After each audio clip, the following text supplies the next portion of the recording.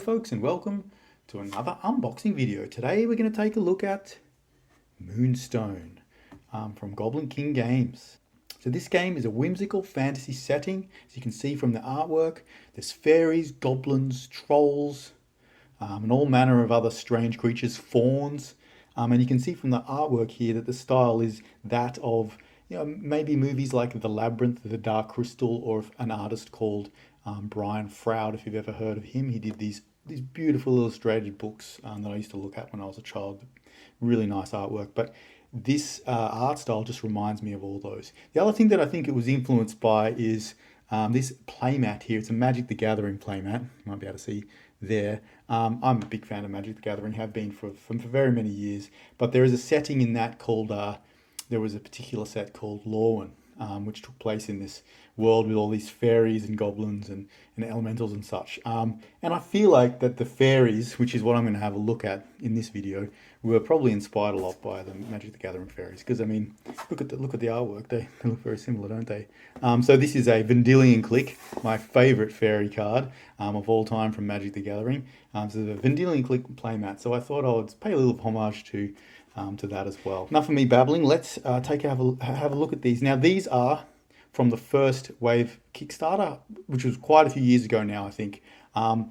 I didn't actually back it at that point, but I was interested in the game afterwards. In fact, for the most recent Kickstarter, I did back that, and I'm getting some miniatures coming. Bear in mind, these are an older version of the miniatures. These ones are metal and resin, and I think the newer ones are possibly all resin. Either way, I'm going to take a look at them. You can see on the back, they've got the 3D renders of them there. I believe these are all 3D rendered and sculpted, but the sculpts are really beautiful, and they've got so much character. So let's pull this out. Ooh, there we go. So there's the... I haven't played the game, but I do kind of know how it works. And each character has a card on the front, and at the back they have a basically a signature move which they can use in combat.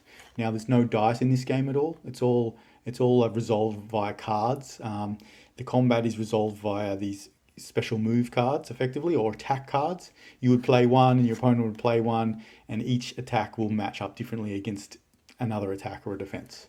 And these will basically replace a certain attack for from the standard deck. So for instance, this one here says upgrade for high guard. So if you use a high guard with this particular character, Freya, instead of the high guard, you could use this one instead. Can't hit me. And every character has a special move on the back of the card, which is pretty sweet. So yeah, beautiful cards, really nicely designed, and it's that nice kind of textured paper here. So yeah, pretty cool. They're the cards. And let's take a look at the miniatures. So yes, so you can see the fairies. It's interesting, right? Because you wouldn't think that fairy models would work particularly well in general because they're such a small kind of entity on a base. So the base is quite large, but the way that they've kind of offset that is by giving them these scenic bases, these really nicely sculpted scenic bases. So here we have, if I can get that, this is the tree that this character would sit on. Well, she's kind of like leaping off it, I think. So yeah, there's a tree. And you can see there's a bit of flash on them. Like there's going to be a bit of cleaning up, mainly just getting rid of the like little burrs and things, taking off some of this stuff. But the cast itself is pretty clean, which I'm happy about. And then here we have the actual model. So these are very delicate, very small.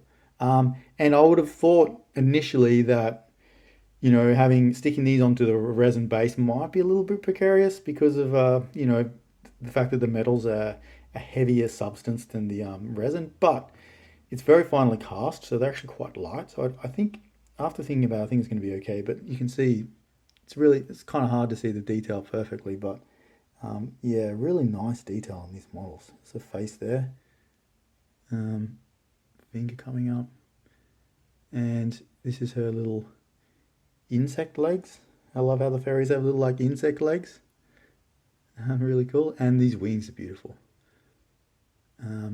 And when you'd stick this on, it's actually got quite a few contact points for this to go on. See, there's a large flat bit, so sticking it on shouldn't be too much of a problem.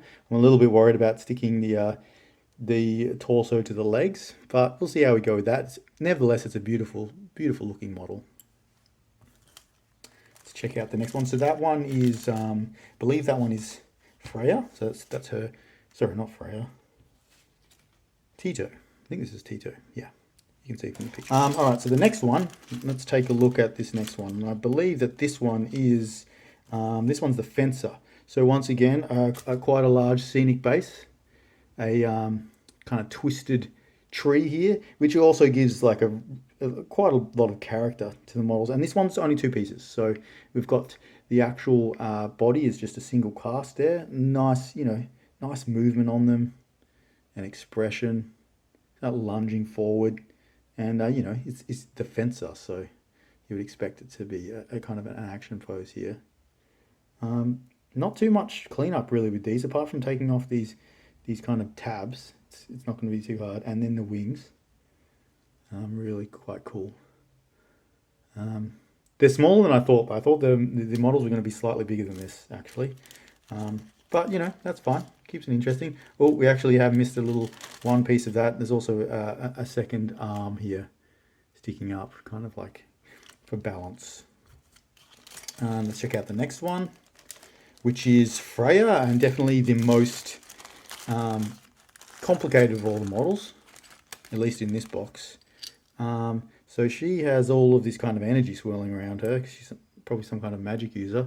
But look at that. Look how nice that is. She's got like horns, some kind of wood horns, or is that energy? It's hard to tell.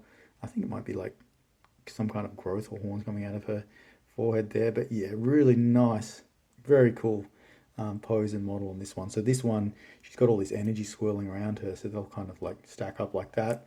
And then of course she has large wings. So that's the first box, which is called the Enclave. And now let's quickly check out the second box. I promise this will be quicker, I won't blab so much. So this one called Shadowglade. And there's the renders on the back. Butterfingers, Wasp, and Silvertone. Let's take this off. Here we go here. So, character cards again, Wasp, Silvertongue, and Butterfingers, with their special moves on the back, like I was saying before. And let's check out the models. So this one here is so many bits on this in this model. Once again, nice scenic base. So you've got a cool tree trunk there. And I think this one might be Silvertone. Yeah, he's like the little fairy that whispers in your ear and tells you to do things that you shouldn't do, and influences you, deceives you. And look at his little fingers. Yeah, he looks very devious, doesn't he? So yeah, this is a pretty cool model. I like this one. Once again, really light elements, so sticking them together should be quite easy. So that's Silvertongue. Another scenic base.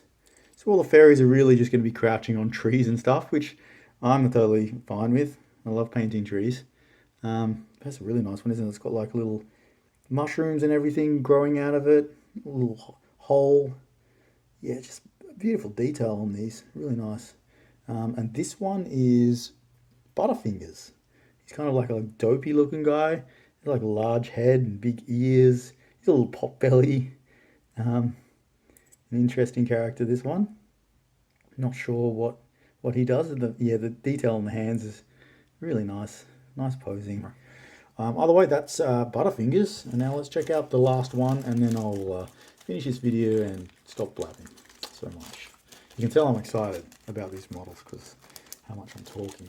Okay, so the next one and the last one is Wasp, which I think is really cool. Wasp. Look at this.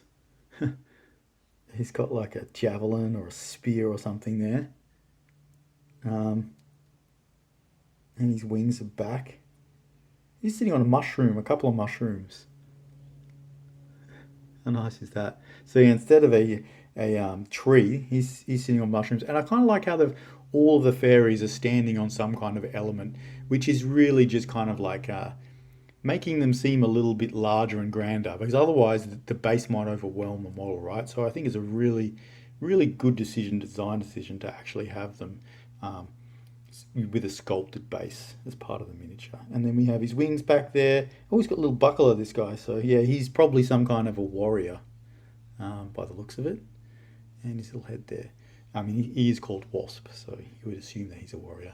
And anyway, that's all the models. They look beautiful sculpts, and I'm really looking forward to sticking them together and painting them. And I'm also looking forward to getting the rest of the models for the Kickstarter. So for the Kickstarter, I did back the Fawns. Getting all the new models for the Fawn faction, which is pretty cool. And I'm also getting the rest of the models for the Faeries, which I do not have. So I'm really looking forward to that. But anyway, guys, if you do want to check out more about the game, do go to Goblin King Games website. They have a bunch of stuff on there for you to look at. It's a really cool game, as I said, no dice involved, and some really unique mechanics.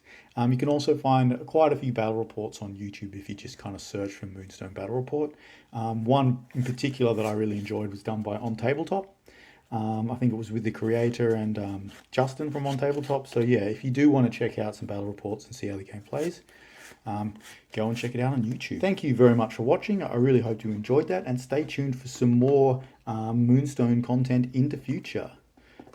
Take it easy, have fun, and I'll definitely see you in the next one. Bye for now.